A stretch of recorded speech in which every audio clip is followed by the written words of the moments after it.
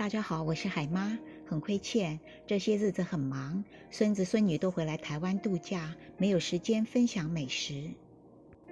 今天我来分享一剂自然疗法香蕉饮，与之前第一集柠檬蛋奶互相辉映。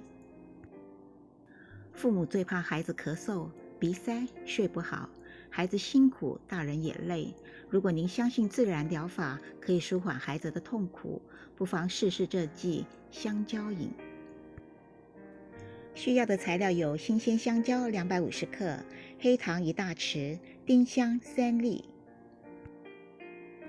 选用熟透的香蕉，清洗干净，先放在冰箱冷冻。冷冻过的香蕉多酚会增加。多酚是植化素的一种，存在大部分的蔬菜、水果中。就人体健康而言，多酚可以抵抗紫外线，抑制自由基氧化，抗病防癌。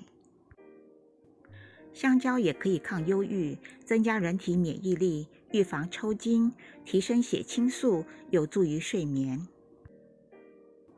香蕉皮中含有色氨酸，就是能让人想睡的睡眠荷尔蒙褪黑激素。将冷冻过的香蕉先泡水软化一下，去头尾，连皮切片，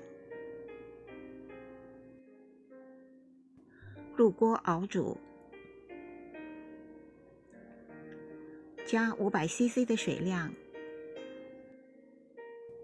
，1大匙黑糖，黑糖有排毒退火的功效。3粒丁香，丁香有镇痛消炎的功效。大火煮开，转小火加盖，熬煮20分钟。过滤，温热的喝效果会更好。温馨的小提醒：香蕉饮大人小孩都适用，有鼻涕倒流、鼻蓄脓、流鼻血、鼻塞、咳嗽、睡眠障碍的症状都非常的有效。使用熟透的香蕉熬煮，才不会涩嘴。加黑糖比冰糖更有疗效，因为黑糖有缓解疼痛的功效。丁香加或不加，随个人喜欢。丁香也有除臭、消炎的功效，对口腔有异味者，口含1粒丁香非常有效，但每天不能食用过量。